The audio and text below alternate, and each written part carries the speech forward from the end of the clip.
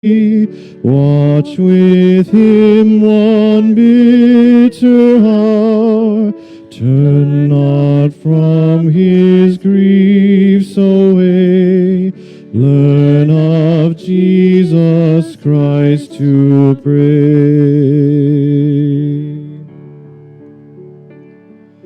See him at the judgment hall, beaten, bound, reviled, arraigned. Oh, the wormwood and the gall, oh, the pangs his soul sustained. Shun not suffering, shame, or loss. Learn of Christ to bear the cross. Calvary's mournful mountain climb, there adoring at his feet. Mark that miracle of time, God's own sacrifice complete. It is finished, hear him cry. Learn of Jesus Christ to die.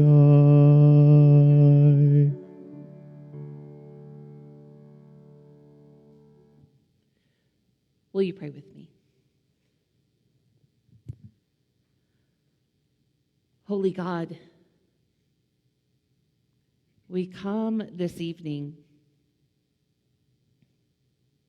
in awe yet again of this story.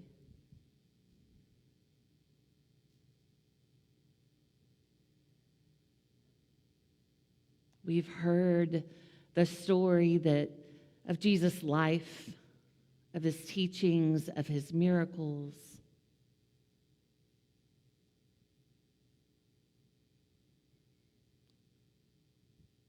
We saw those who believed, those who followed, those who asked questions and wanted to know more.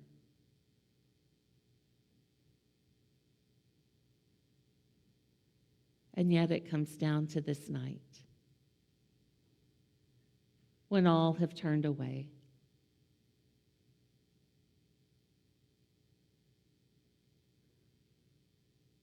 Holy God, we're in awe that you would even consider coming and being among us, living as one of us.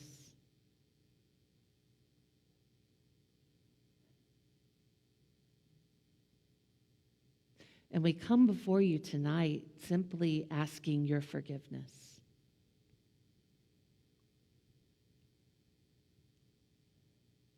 For the countless ways that we deny you every single day.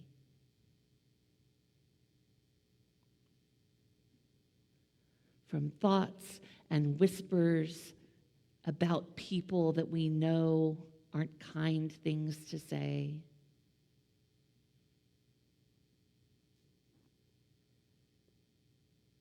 to turning our backs on those in need,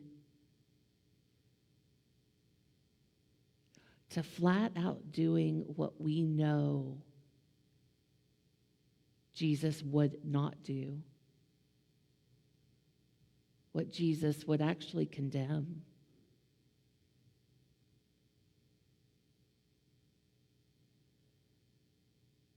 And so this evening, God, as we come to hear the story again, to experience and encounter Jesus as he takes on all of the sin of all of the world, we seek forgiveness for our part in it.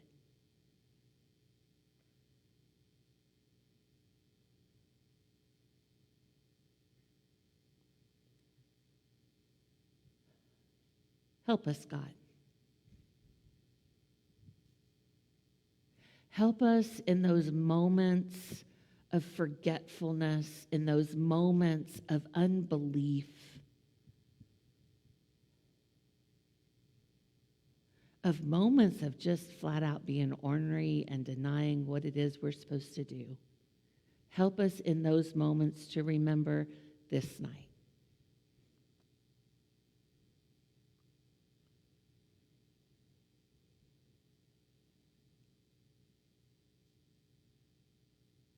And God, as we are present with Jesus this evening, we also thank you.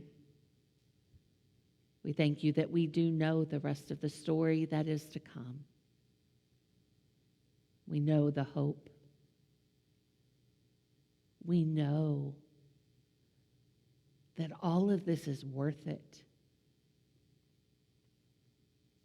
That our faith in you, that our relationship with you and in your community of faith makes a difference.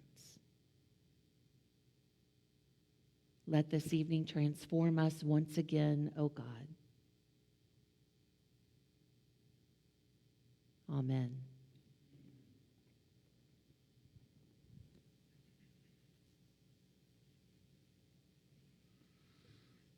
While he was still speaking, Judas, one of the 12, arrived with him, and with him was a large crowd with swords and clubs from the chief priests and the elders of the people.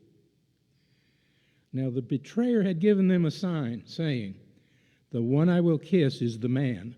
Arrest him." At once he came up to Jesus and said, "Greetings, Rabbi," and kissed him. Jesus said to him, "Friend, do what you are here to do." Then they came and laid hand on Jesus and arrested him. Suddenly, one of those with Jesus put his hands on his sword, drew it, and struck the slave of the high priest, cutting off his ear. But Jesus said to him, "Put your sword back into its place, for all who take the sword will perish by the sword. Do you think that I cannot appeal to my Father, and he will at once send me more than 12 legions of angels? But how then would the Scriptures be fulfilled, which say it must happen in this way?" At that hour, Jesus said to the crowds, "Have you come out with swords and clubs to arrest me as though I were a bandit? Day after day I sat in the temple teaching, and you did not arrest me. But all this has taken place so that the Scriptures of the prophets may be fulfilled." Then all the disciples deserted him and fled.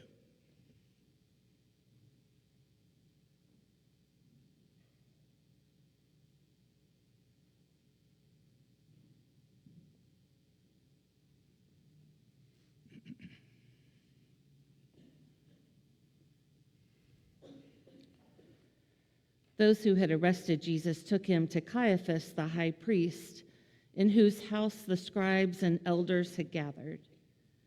But Peter was following him at a distance as far as the courtyard of the high priest. And going inside, he sat with the guards in order to see how this would end.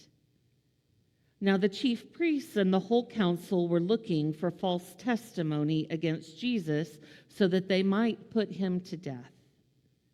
But they found none, though many false witnesses came forward. At last, 2 came forward and said, "This fellow said, 'I am able to destroy the temple of God and to build it in 3 days.'" The high priest stood up and said, "Have you no answer? What is it they testify against you?" But Jesus was silent. Then the high priest said to him, "I put you under oath before the living God. Tell us if you are the Messiah, the Son of God." Jesus said to him, "You have said so. But I tell you, from now on, you will see the Son of Man seated at the right hand of power and coming on the clouds of heaven." Then the high priest tore his clothes and said, "He has blasphemed. Why do we still need witnesses? You have now heard his blasphemy. What is your verdict?" They answered, "He deserves death."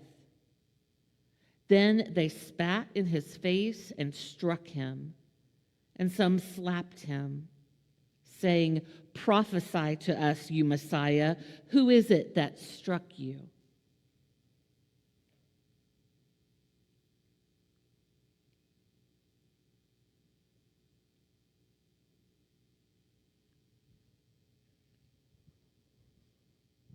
Now Peter was sitting outside in the courtyard.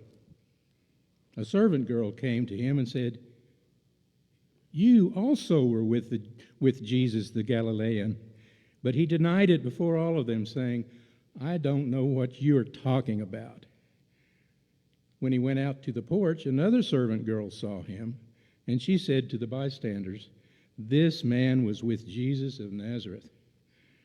Again he denied it with an oath, "I do not know the man." After a little while, the bystanders came up and said to Peter, "Certainly you are also one of them, for your accent betrays you." Then he began to curse, and he swore an oath, "I do not know the man." At that moment the cock crowed. Then Peter remembered what Jesus had said, "Before the cock crows, you will deny me 3 times." And he went out and wept bitterly.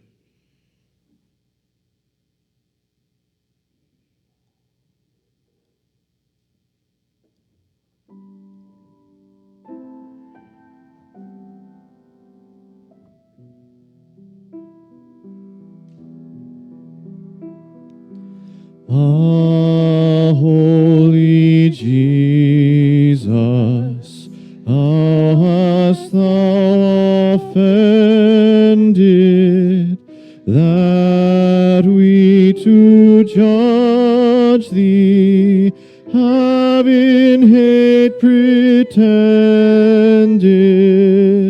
by foes derided, by thine own rejected,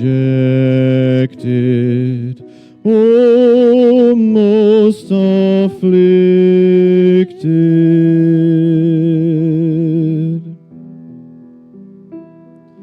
Who was the guilty who brought this upon thee?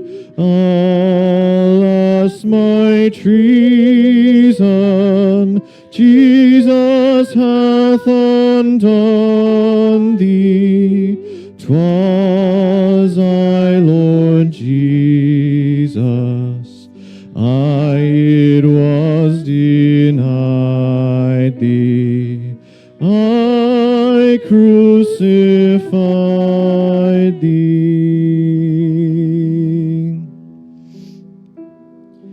Therefore, kind Jesus, since I cannot pay thee, I do adore thee, and will ever pray thee. Think on thy pity and thy love unswerving, not my deserving.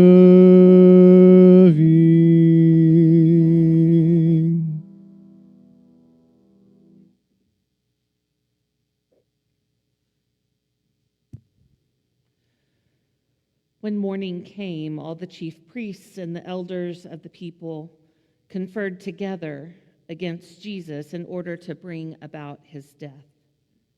They bound him, led him away, and handed him over to Pilate, the governor.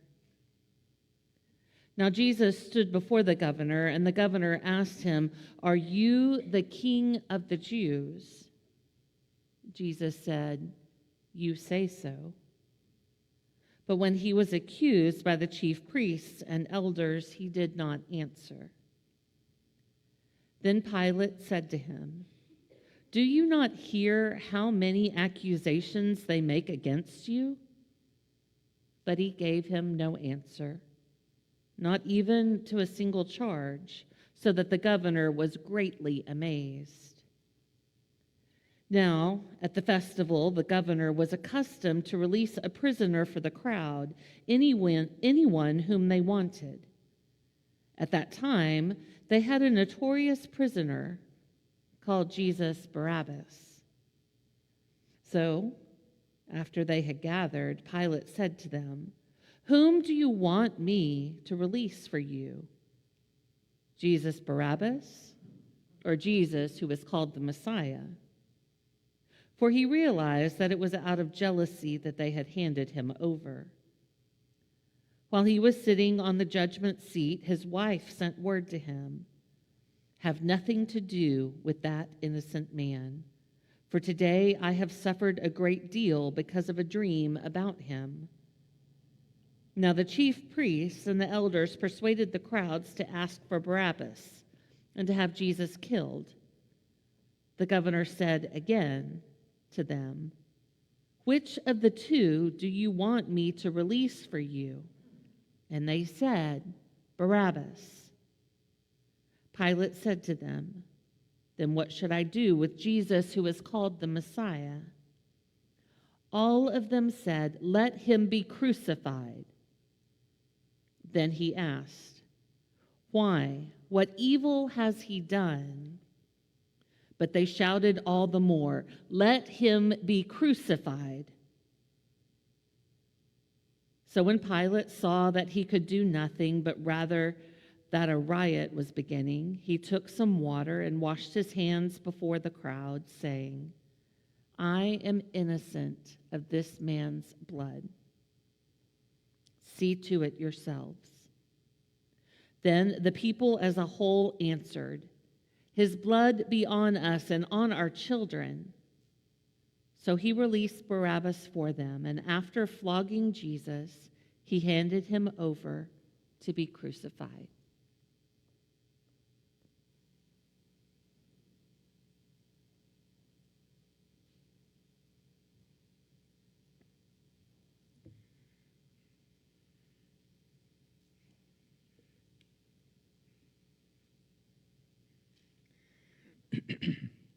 Then the soldiers of the governor took Jesus into the governor's headquarters, and they gathered the whole cohort with them.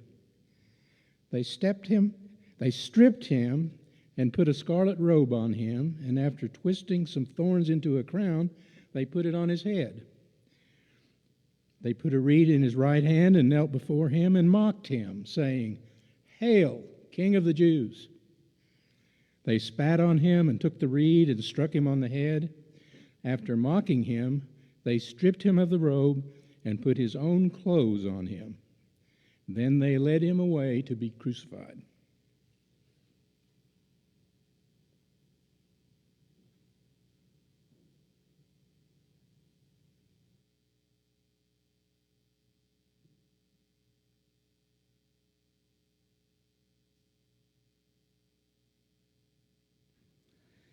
As they went out, they came upon a man from Cyrene named Simon.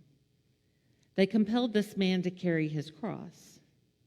And when they came to a place called Golgotha, which means place of a skull, they offered him wine to drink mixed with gall.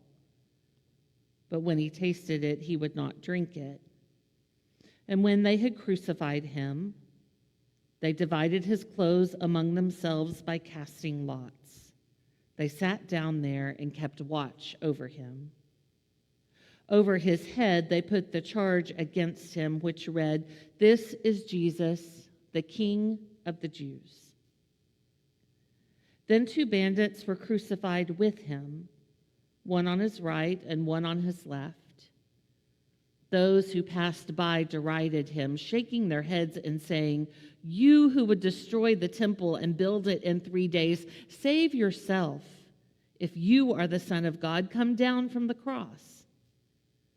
In the same way, the chief priests also, along with the scribes and elders, were mocking him, saying, He saved others, but he cannot save himself. He is the King of Israel. Let him come down from the cross now, and we will believe in him. He trusts in God. Let God deliver him now if he wants to. For he said, I am God's son. The bandits who were crucified with him also taunted him in the same way.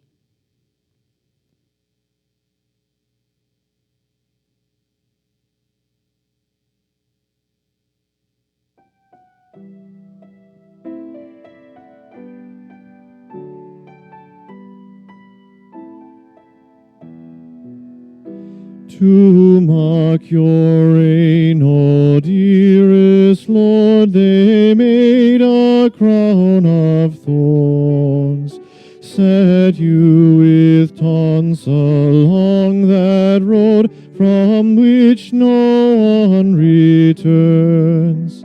They could not know as we do now how glorious is that crown, that thorns would flower upon your brow, your sorrows heal our own.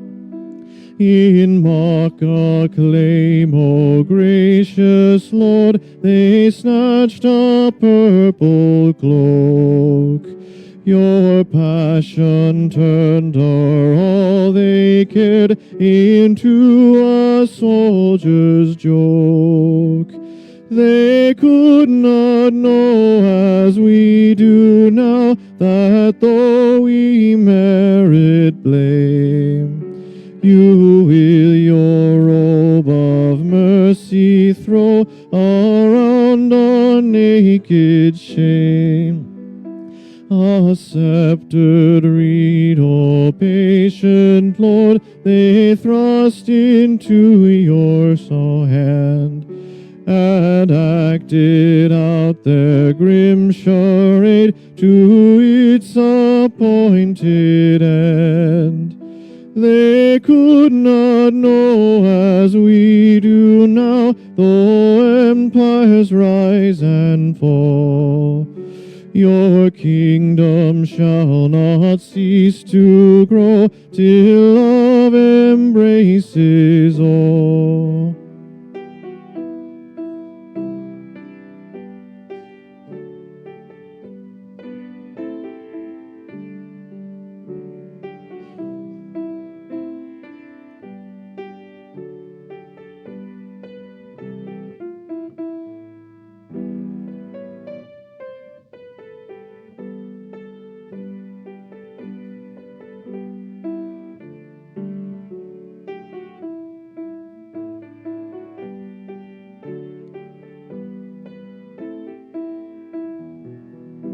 To mock your reign, O dearest Lord, they made a crown of thorns, set you with taunts along that road from which no one returns. They could not know as we do now how glorious is that crown, that thorns would flower upon your brow, your sorrows heal our own. In mock acclaim, O gracious Lord, they snatched a purple cloak. Your passion turned for all they cared into a soldier's joke. They could not know as we do now that though we merit blame, you with your robe of mercy throw around our naked shame. Your scepter reed, O patient Lord, they thrust into your hand, and acted out their grim charade to its appointed end. They could not know as we do now, though empires rise and fall, Your kingdom shall not cease to grow till love embraces all. Your kingdom shall not cease to grow till love embraces all.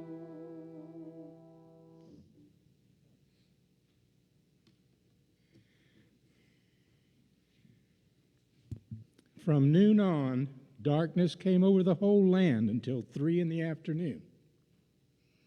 About 3 o'clock, Jesus cried with a loud voice, Eli, Eli, lema sabachthani. That is, my God, why have you forsaken me? When some of the bystanders heard it, they said, This man is calling for Elijah.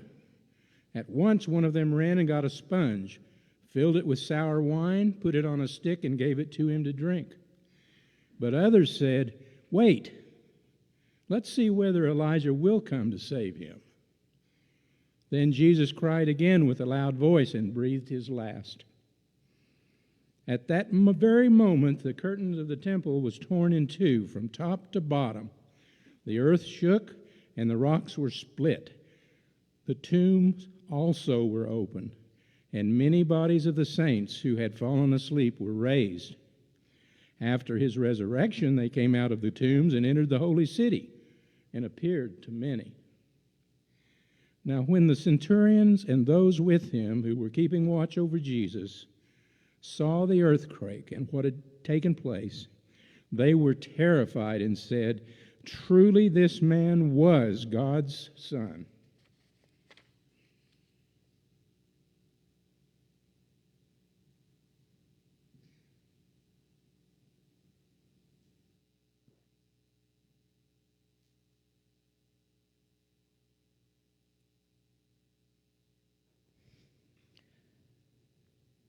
When it was evening, there came a rich man from Arimathea named Joseph, who was also a disciple of Jesus. He went to Pilate and asked for the body of Jesus. Then Pilate ordered it to be given to him. So Joseph took the body, wrapped it in a clean linen cloth, and laid it in his own new tomb, which he had hewn in the rock. He then rolled a great stone to the door of the tomb and went away.